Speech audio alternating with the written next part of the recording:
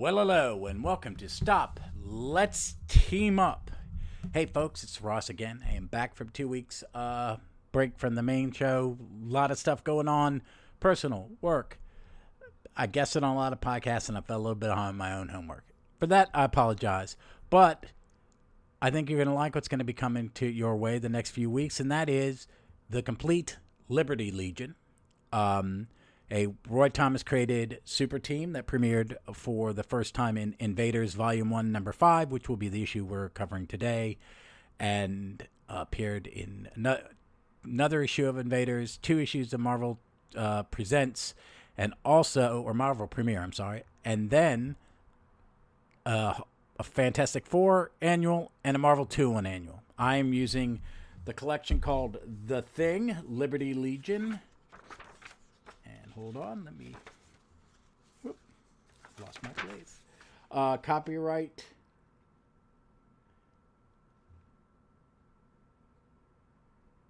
2011. And it contains those stories from 1976. It's all a nice... I ordered this during pandemic. A couple, what I thought were Marvel 2-in-1 Thing hardcovers. This has the annual, but it's most of the source material is Invaders and Marvel Premiere. But we're going to be covering that over the next few weeks. Today we'll be talking about Invaders 5, not their first appearance, but the issue with the plot carries over into Marvel 2 Premiere. So this goes Marvel Invaders 5, Marvel Premiere 29, Invaders 6, Marvel Premiere 30, Fantastic Four Annual 11, and Marvel 2-in-1 20 and Annual 1. So it's a total of 7 issues, all written by Roy, and some great people. Today's stuff, well, let me get to Invaders 5. And we're going to let me give you a quick overview, and then I'm going to jibber jab. So, Invaders 5 was released on December 2nd, 1975. Cover dated March 1976. It's written by Roy Thomas. Pencilers Rich Buckler and Dick Ayers. Inkers Jim Mooney. Colorists Phil Robertson. Letterer John Costanza. Editor Roy Thomas. The Invaders roll call is Captain America Steve Rogers, Human Torch, Jim Hammond, Toro, Thomas Raymond, Submariner, Namor, Bucky, James Buchanan Barnes. The villain is Red Skull, Johann Schmidt. Newspaper images of some of the upcoming heroes that will appear in Liberty Legion and one other: Patriot, Jeffrey Mace, Whizzer, Robert Franks, Miss America, Madeline Joyce, and the Finn, Peter Noble. And now for a synopsis from the amazing internet and the Marvel Universe database. The Invaders, minus Bucky, unexpectedly attack and destroy an American defense plant while proclaiming allegiance to the Nazis. In a meeting with the president, FBI agent Bill Stewart recounts how days earlier he had gathered the invaders to take part in a war bond parade arranged and financed by the industrialist Mr. Lyles. During their discussion, Bucky and Toro were looking over the comic books based on their exploits, and group considered the availability of America's other superheroes, including Patriot, Whizzer, Finn, and Miss America. At the parade, agents of Red Skull attack, and the invaders quickly dispatch him. The Red Skull appeared in a massive image in a floating portal in the sky. The invaders attempt to fight, but the portal simply swallows them up one by one, leaving Bucky, whom the Skull considered beneath his notice. Bucky was left in shock since the incident, and the invaders are next seen attacking the plant. After the recap, a recovered Bucky bursts into the Oval Office with a plan to deal with the invaders that he'll only tell the president, but he and Stewart won't take him seriously. So that's this issue of the Invaders. I read the Invaders pretty religiously, and I remember this story. It is one where the art isn't up to... I don't want to say... That's not fair. I like Rick Buckler. I like Dick Ayers. I like Jim Mooney. I think this was a rush fill-in, and it shows. I hate to say that. But it is dynamic. A great splash, a great cover, great Kirby cover with a giant Red Skull reaching out and holding Cap and the invaders attacking above this parade. But it starts at the end with the invaders attacking. Oh, let's get and it's them destroying the plant. It is really it's not the greatest. I just think it's too much of a patchwork of art things. Some of the panels fall a little flat, and you can tell where it jumps from Buckler to Ayers, and it's just inconsistent. It is very much a Roy comic book. The flashbacks and the little history lessons you get about World War II and the propaganda. It's just neat. It's really a neat comic. The more I look at it, the more I like it. It's a short, good goodness, not even 20 pages. Let's see that. It is 15. It's only a 15-page story. And it's going to lead directly into Marvel Premiere 29, which introduces the Liberty Legion. But the dialogue is a little clunky. But that's, and I don't mean that in a bad, in a bad way. It's a little clunky. Here's a good example. This is Red Skull. Indeed you shall, Captain America. Still, if you think I mean those trigger-happy bundists to slay you, you underestimate me. They were mere unthinking pawns, merely obeying orders, advanced for you to smashed. So their own victory over you will be more impressive both to your own masses and to the Fuhrer. The Red Skull needs no help to deal with costumed American swine. Okay, it is not as it could be more 1940s ish, but it's got that feel. This is a great group of heroes. Even Bucky, the teen sidekick, works. They let Bucky do some heavy lifting in this, which is good because this is the era of the sidekick. I mean, this is for a story told in the era of the sidekick. And Bucky has, the Bucky that was written here was dead in America. I mean, just give me context because Bucky's the main.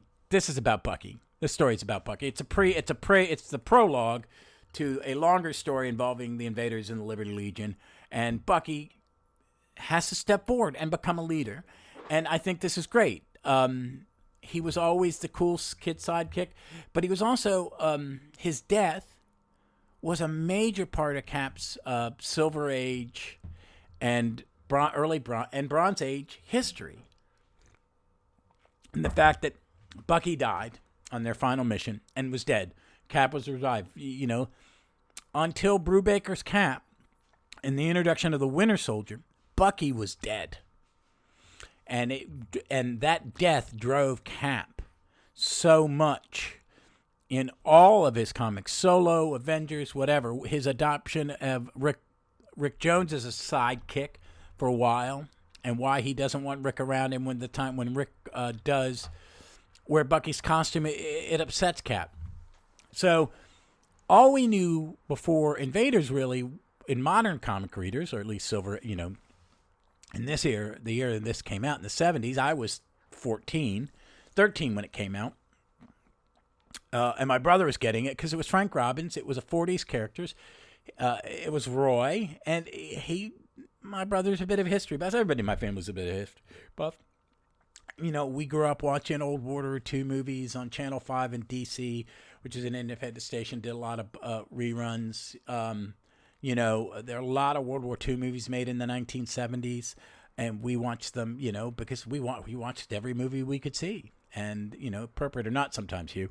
The ones you showed me. But we get to see Bucky step forward. So it's neat because Bucky's such a huge part of the Marvel Universe now as Winter Soldier and in the movies. But this is him as a kid. And there were teen kids. I mean, Kirby did a bunch of Boys Ranch, Boys Commandos, News Legion Boys. And this is, Bucky's a construct of Kirby too. So it was neat. It was really neat. And we're going to get introduced to characters next episode when we do Marvel Premiere 29, where we get to see the real subject of these next few episodes, the Liberty Legion. But Roy's Invaders was a great series. There's so much good that came out of it. One, they were well-written World War II stories.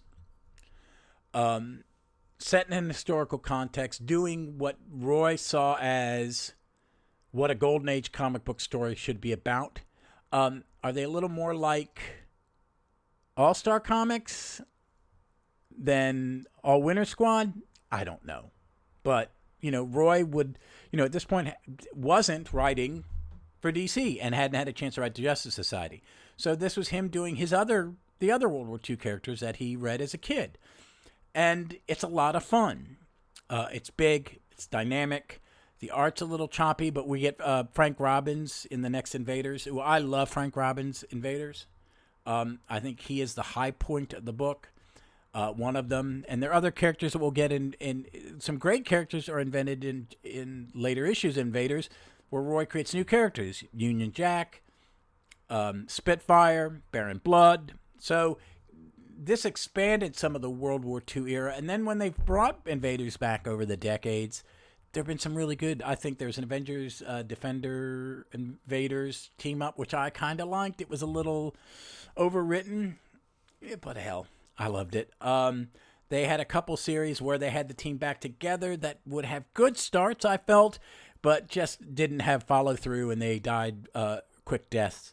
They did one a few years ago where Jim Hammond's back, Namor's back, Flaming Skull is in it, and some other characters. Fun, but yeah, again, maybe a little overwritten and didn't have that magic for a sustained run.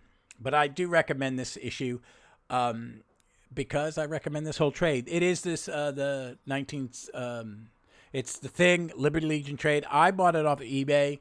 I don't know if it's available, and most of these issues are probably on the app. It's worth a read. If you like Roy Thomas comic books, you'll like it. If you like World War II heroes, you like it. If you like Captain America, you like it. If you like Namor, you like it. Namor's really portrayed well in this. Roy's good. He understands the characters. So it's worth a shot.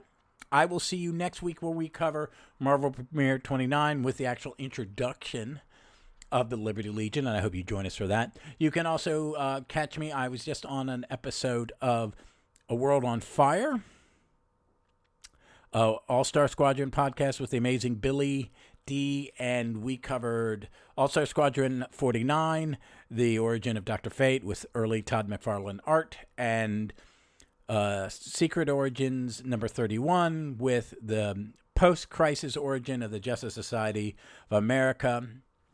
So it's worth a listen.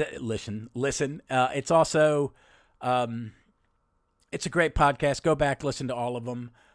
Billy's a great host, and Sean and Martin have just done episodes too. It's worth really checking all that stuff out.